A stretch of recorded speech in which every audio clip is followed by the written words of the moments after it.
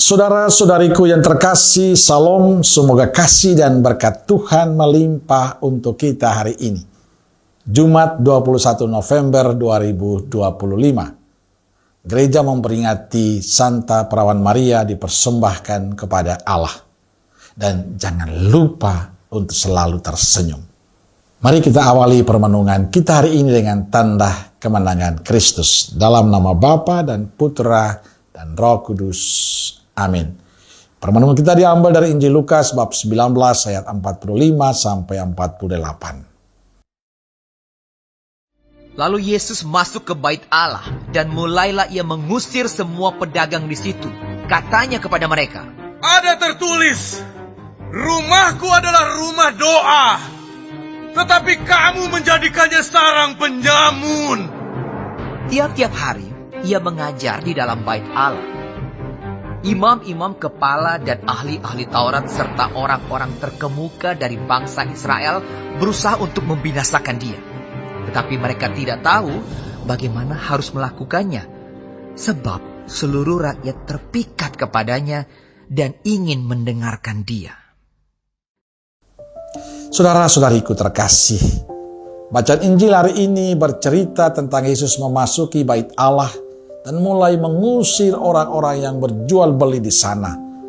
Dia membalikan meja para penukar uang dan pedagang hewan kurban. Yesus mengecam tindakan mereka dengan mengutip tulisan suci Yesaya dan Yeremia yang mengatakan, "Ada tertulis, rumahku adalah rumah doa, tetapi kamu menjadikannya sarang penyamun."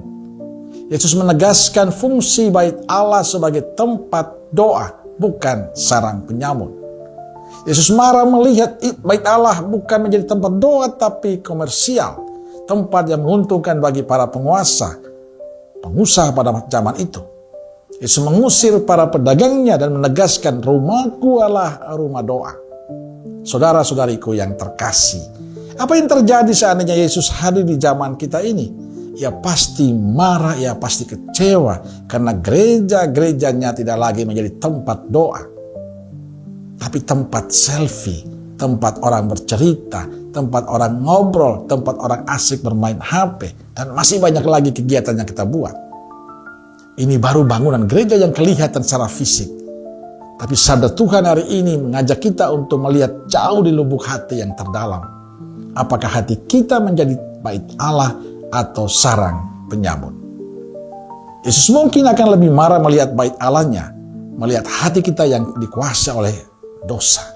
Yesus marah karena kita terus membiarkan dosa menguasai hati kita. Yesus marah karena kita tidak menjadikan hati kita baitnya yang kudus, tempat damai, sukacita, kebahagiaan tumbuh. Yesus marah karena kita sering membiarkan hati kita dikuasai kebencian, dendam, iri, kemarahan, dan lainnya. Saudaraku terkasih, mari kita jadikan teguran Yesus hari ini sebagai kesempatan untuk memperbaharui diri dan hidup kita. Mari kita jadikan gereja kita tempat doa, bukan sarang penyamun.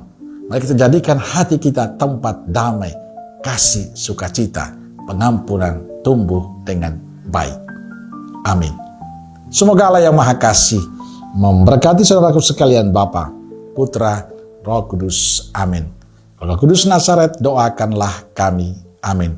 Berkah dalam.